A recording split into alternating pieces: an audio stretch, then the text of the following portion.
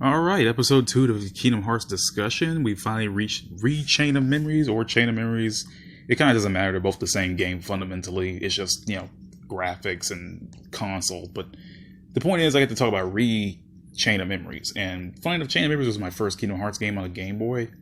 Didn't have to say before, I didn't have a PS2 back in the day. And yeah, pretty much handheld Kingdom Hearts were the only way I was able to play the series back then.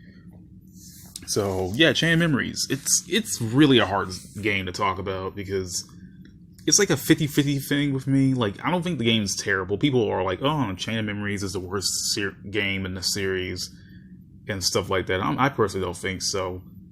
It's like a hard game for me to replay, It's a very hard game to go back at because it's like the card system. The card system itself ain't bad, but when you're trying to work in the context of Kingdom Hearts, you're gonna kind of restrain yourself and going ham. The game is pretty much a souped up version of Kingdom Hearts 1 in a sense. You can run up to an enemy, you whack them for a couple hit combos, but this time you're going to rely on the card system. You're gonna rely on breaking your opponent's cards. You gotta rely on stacking them up for slights. You gotta worry about healing yourself. You heal yourself in the main game, but you gotta worry about stacking up cards for better magic. 3 fires make a Fire-Raga. Or if you do 3 fires in a combo hit, you can do a Fire and do a hit, stuff like that. It's a layer of strategy you gotta think about. And I feel like this is a Kingdom Hearts game that you put the most thought into. You gotta put a lot of thinking into. And on the other hand, this game could also be easily broken. You get cards like Lethal Frame, I think. Yeah, Lethal Frame. And you get cards like, Sonic Blade, which I can't play this game without using Sonic Blade. It's just trying to play the game as it was intended is hard for me to do. I played the game originally. I'm doing it. I'm replaying it now on proud mode, but it's just, I don't know. Rechain is not a bad game, but it's a hard KH game to replay. Because once you start getting, the game itself gets kind of dull. Once you pass, at least the first couple of worlds, everything just starts becoming, dull and crap like that. My main, one of the main things about it is that, I guess I could talk about gameplay before I move into the story. No, I'm going to talk about the story first because, get that out of the way. The story itself is not bad.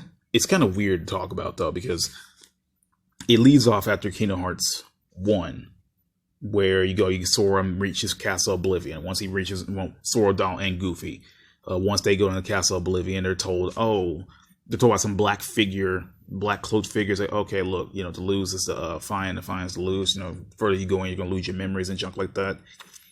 And as Sora goes further in, it kind of eats away at him. He's getting his memories replaced with new ones. He meets Riku, who really isn't Riku. And he's starting to get angry and antsy about that stuff. And it's more of an angrier side of Sora you never ever see in KH. So you rarely see Sora show angst and anger. He's not that kind of person, but Chain of Memories was the first time you ever see Sora generally just riled up in anger. I mean, Sora was has moments in Kingdom Hearts 1, but it was more light on that tone. Chain of Memories is a different thing because it's kind of breaking Sora down as he goes to Castle Oblivion. He's losing himself as he goes in there, and to the point where he pretty much doesn't. At this point, he doesn't even know what's going on anymore. Everything's messing with him. It's crazy. But I like the story though. It's just most of the time in the story, the only story bits that matter are the Castle Oblivion parts because the story cutscenes for Chain of Memories is kind of lame because there's no dialogue, there's no voice dialogue. Yeah, there's no voice acting in it, so you're gonna have to hear them, read their text. And that's most of the game regarding Disney because inside Castle Oblivion, you get to deal with the voice acting, see the characters interact with the new characters. Because with the Chain of Memories, the Disney part feels so pointless. Because they're mostly just rehashes. They're all rehashes of worlds from Kingdom Hearts 1. And while I get that's the point of the narrative, you're pretty much... There's no point of actually going to the Disney worlds. The Disney worlds seem very pointless in Chain of Memories. Because, A, they're all the same worlds from Kingdom Hearts 1, and B, like, they're like bite-sized version of their worlds. And they're not even like the good kind of world. Like, they're not even like worlds that were even like, they don't even capture why the worlds originally in Kingdom Hearts 1 were good. The only world I say that's an improvement from Kingdom Hearts 1 is Atlantica. That's only because you're not tied down by the damn swimming mechanics, so yay. Um but yeah, like the worlds are the same and they're not even like they're not even good. Like it's like a kind of like a hassle because oh, you gotta go through a certain door, but you have to have a certain card number, and if you don't have that, you're gonna grind enemies until you get it. And like it's not fun to go through the game really. Like the more important parts are the Castle Oblivion parts, and they're even less they're even less pointless because most of the Castle Oblivion parts are just the boss battles. You know, until you get to the end, to get to walk around the entire castle. But most of that is just like hallways, then boss battle, hallway, beat a world, you know, rinse and repeat. And that's why I say Rechain Memories is a hard game to go back to because that's all that is. That's all there is. You go through a hallway, you beat. Okay, so you go through a hallway. You may not encounter a boss on the way up there. Then you go to a world, beat that world, go through the hallway. You know, it's the same loop. You know, and the thing about the bosses, they come kind of flat out of nowhere. So like you can't even prepare. Like normally in Kingdom Hearts games, you know, you go like a big area, you see a save point, then you're prepared to go in. But once you beat that world, you can immediately jump into a boss battle at random. Like there's not even a boss battle guaranteed at every world. You know, it's random. Like I could go to like Wonderland and no boss battle pops up, but after I finish with Agrabah, then the boss battle pops up. It's like unexpected. And I hate that unexpected drop a boss on you at the like random times when I hate that. But other than that, yeah, like the game is really hard to go back to. And I'm not saying the game is bad. It's just the structure is very kind of dull. Like having to go through that over and over again. Like the story, I'll give it a pass because the story was fine, but like the actual gameplay of it is the going to the game itself is kind of meh. And like I ain't getting to like the characters. I'm not even done with the gameplay part yet because, like, I guess I could talk about the characters. It's still kind of attached to the story. So this is a game that introduces Organization 13. Though they don't never actually call it Organization 13 by name. They just call it the Organization. And this is their first introduction, really true introduction to the Kingdom Hearts series. You know, you start off with Axel. Pretty much was the first guy. Well, you start off with Marluxia. But, you know, you don't know it's Marluxia. But Axel kind of shows up himself, you know, introduces himself. And then, you know, you get Axel burnt to you because he keeps coming back and stuff like that. But, like, the thing about the problem with the Organization 13 is that, like, you know, their true goal really isn't revealed. Like, their true goal is really revealed until, like, Kingdom Hearts 2. And I get, you know, this game was supposed to be a bridge from 1 to 2. But it still leaves a lot of stuff in the air. Like, most of the stuff is pretty much focused on Sora while the organization doing their stuff in the background. Like, they don't kind of matter. Well, Sora's ventures pretty much matter, which is not a bad thing, but it kind of cuts out, like, why do we care about these villains in the first place? You know, stuff like that. And, like, you know, the only organization members that kind of made a really good impression were Axel and Larxene and Marluxia to a certain extent, though Marluxia really didn't.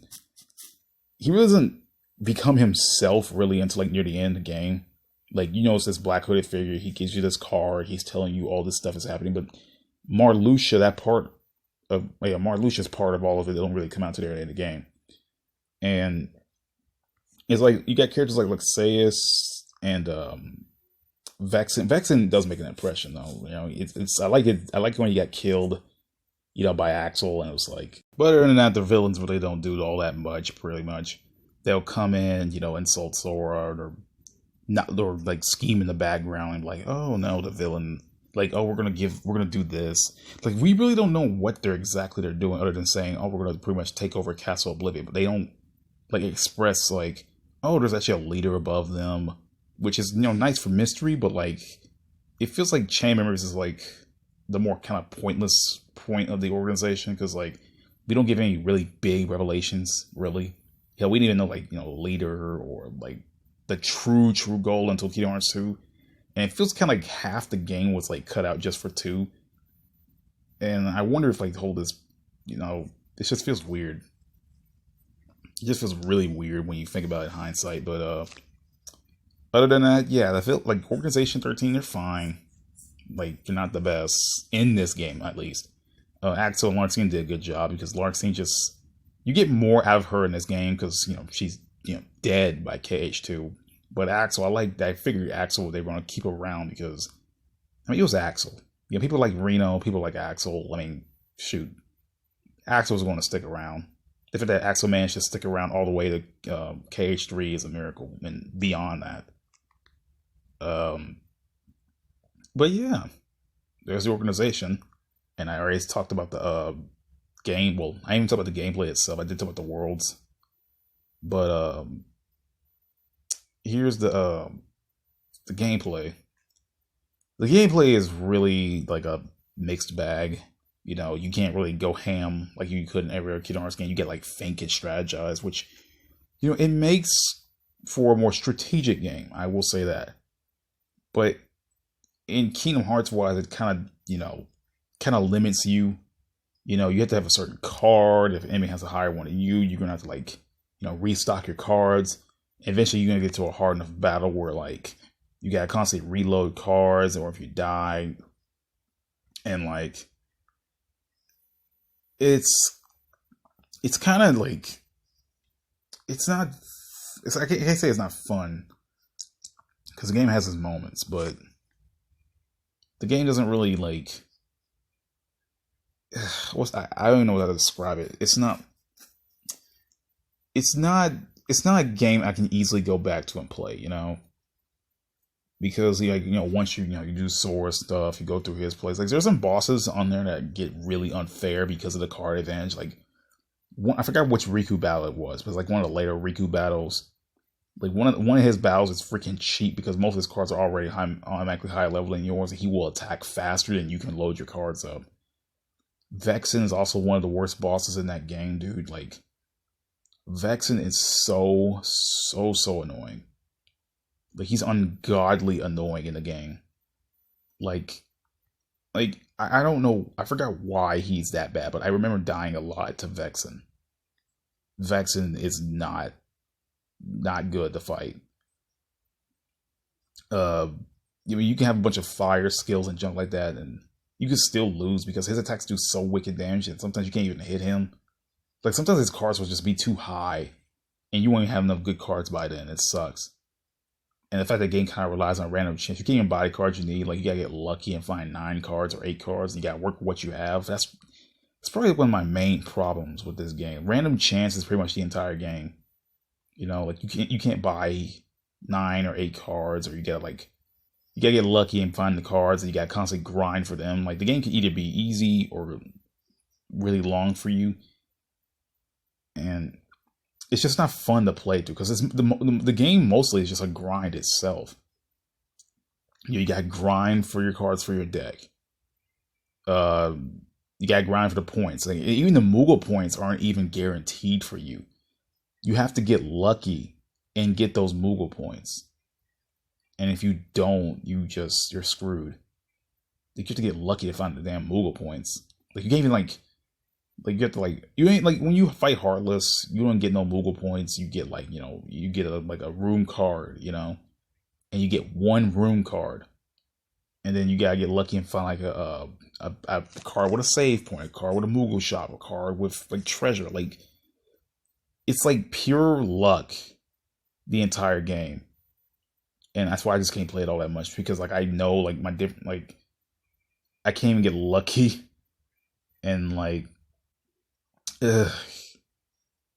Like, it's the game can either be super easy for you or just it takes forever because you gotta constantly run around. Like, my last playthrough was like it just took so long to get everything because like I kept getting like the cards I really didn't need. You know, I had to constantly fight battles, reset rooms just to get something new because once you go out of a room you can't respawn battles again. So that kind of sucks. But you have to like reset the room. And you have to go battle those enemies. Like, it's a pain to actually play the game again.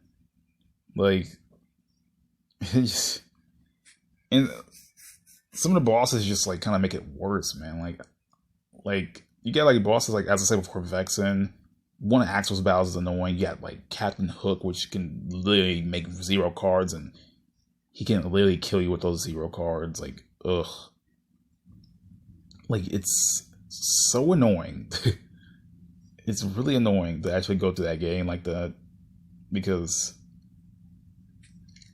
it's just none's like, the game's not bad, but the game has like, it's like really tough to go through. I've said this so many times already, but I can't play that game like at least with Kingdom Hearts 1, I can replay again over and over again, and I know what to expect. But with Chain of Memories, it's like just pure luck, and it's some of the even the random battles get a lot more annoying and hard. You know, like some of the later like enemies, like you get like freaking the ones in Castle Oblivion. Those Heartless are so like, it goes from like Destiny Islands on up. Like once you hit Destiny Islands, I think that's when the game gets like super annoying with the enemies, because like some of their HPs are way too high for the cards you got, and their cards are like a little high, and then you even get to like, I even get to like the end of the parts, because like you still got like the last battles with Marluxia. I will say that his angel battle is not that bad. I will say that his battle, where like when he's at that scythe nobody thing, and his first battle, those ones, they're kind of mad, but his angel battle, like his final battle, is actually pretty good. Then you get the Riku. And Riku is a like it's, you're doing the same thing again. Like everything I said about, you know, Sora's parts are even less important with Riku, because, you know, he isn't, when he travels to the Disney worlds, he really doesn't really interact all that much. It's pretty much like you're going through from room to room like super quick. So Riku's parts won't even take you that long. And like his mechanics are different, because he has to rely on like, you know, the dark mode, which, you know, you can't get past this really quick, because with dark mode you can pretty much just break the game that way. But even Riku's part of the game even feels even less significant. I mean, it's good for his character development, but it's like not fun to play through. And then you get to freaking Ansem, which is one of the cheapest bosses in the game, dude. Like Ansem just, like, his card loadout is so annoyingly ass bullcrap. I hate it so much. You know, like I've ran out of cards so many times just fighting Ansem. And, you know, Riku gets quick reload, which is good, but like, like I made it to the point where I just like ran out of cards, and like, I had to constantly use two cards just to hit him and kill him. Like Ansem's super annoying in that game, dude. Like that boss has no reason being that annoying. But even in Riku, like when you're playing as Riku, you're just going through like a condensed version of Sora's part, and everything I said about Sora's part applies to Riku. And Riku doesn't even get to change his card loadout. You're stuck with Riku's same card loadout. Well, not exactly, but like you don't have no control over it. You have no control over the menu. You can't even change the cards. You know, whatever Riku gets, you're stuck with. You get to work with it, and that's what makes it even worse. Like you don't even have the option to customize like Sora does. You're kind of stuck condensed with Riku, and that's no, dude. Like even playing Riku's part even feels even a lot more boring, because it's fun to play as Riku, but you don't have the freedom you have as Sora. And considering how this game works with you using your cards, which gives you a lot of freedom to use what deck you want, playing with someone who can't even give you that makes it worse. You know, I ain't saying Riku's loadout is bad, but like his loadout is kind of bad where you can't even customize it. And that's why I just don't like. That's why I'm saying like Chain of Memories is just not a game I can't play like all that often. And it's a pain in the ass to even talk about. But I already talked about the story. The story's fine. I talked about the gameplay. It's a hit or miss. The music still's fine. Yoko Shimomura still kills it. Though I would say that Chain of Memories is one of the on the weaker side of the Kingdom Hearts soundtracks. I'm not saying it's bad, because most of the soundtracks in the game is just reused. You know, same songs. You know, not the exact same songs, but you know, not really, but like world songs kind of. New songs like, you know, like the organization themes, Marluxia's themes, the Castle Oblivion songs, Yeah, those they sound great. But other than that, yeah, the game is it's a hit and miss kind of game. I really regret, not regret, my bad. I really gets like I think constantly, yeah, I want to replay Chain of Memories again, but having to deal with all the extra stuff is like it's a pain to do.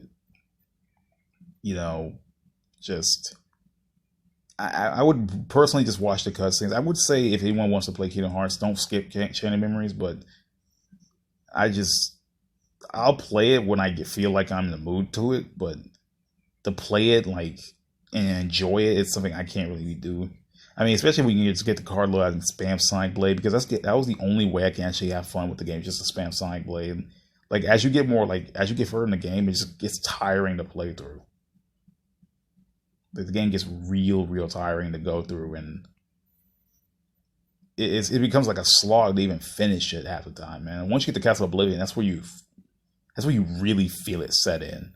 Like once you get to the final level of the game, it's like,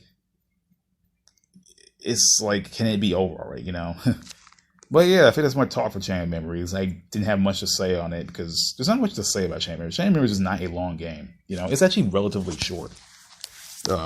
Even when Riku's parts are included, the game is actually not that long. Because Kingdom Hearts I had more to talk about, but this game I kind of don't. Because Chain of Memories is, again, it's not a bad game. It's not a bad game by a huge margin. I like the strategy. Yeah, work within the game, but as for trying to play and have fun with it, like Kingdom Hearts 1, it's not really what I wanted. I get the point is like, Nomura wanted to try something new. He wanted to try combat that will work for the GBA, and I can get that, but like even in Chain of Memories, it doesn't work. Like in the GBA version is even harder. Camera well, not camera, but like mechanically. The GBA version is like in this current day, like really hard for me to even grasp. Like the game is so hard. I don't even know how I even got into it as a kid. But yeah, I don't hate Chain of Memories. I don't hate it. I like the story, the card system. It can be fun if you know what you're doing. But the whole game itself just feels like, why even bother? People ripped on Recoded for like, meaning nothing story wise and being like a bad game or whatever. But at least for Recoded, I could like play the gameplay itself and ignore the story. Like, if anything, Chain of Memories is an inverse of Recoded. With Recoded, the story meant nothing, but the gameplay was fun. But with Rechain, the story is fine, but the gameplay is not that fun. It's like an inverse, and they both happen to be remakes. But yeah, that's pretty much it for me on Chain of Memories. I'm not gonna make no ranking system, but I can't play this game like I would normally play a Kingdom Hearts game. I just couldn't do this. Like if Chain of Memories was made like a normal Kingdom Hearts game, it would be a problem. But like when the worlds are the same and they have even less purpose than they ever did, when they're just Sora's memories and Sora like just trying to remember something. Like if this game came after Kingdom Hearts 2 and Sora had to remember the events from Kingdom Hearts 1, to be a different story. But like you have Kingdom Hearts 1, a game literally afterwards, Sora loses his memories and has to remember something from the first game that just came.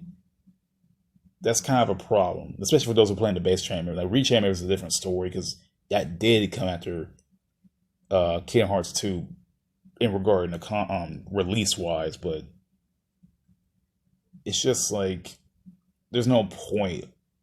Like I get the idea of Chain of Memories, but like having Sora like go through the same worlds again based on his memories, which are pretty much just going to like a watered down version of the same world, when even the characters and the Disney characters mean even less. They don't even have voice acting. That's what pisses me off the most. It's all text boxes. Like they even care enough to like do any voice lines. It's all the same like Kingdom Hearts characters. Like you're just like looking at text boxes for everything, and that's what like text boxes in Kingdom Hearts turn me off, dude. Unless I'm playing like a game I know that they won't have voice acting in, like let's say Recoded or 358. That's acceptable. When you got a PS2 game and the Disney characters don't even talk, like you can't even hear their voice, that's what turns me off. So I'm done with Rechain. I'll move on to Kingdom Hearts 2 the next episode because I got a lot more to say about that. So see y'all next time.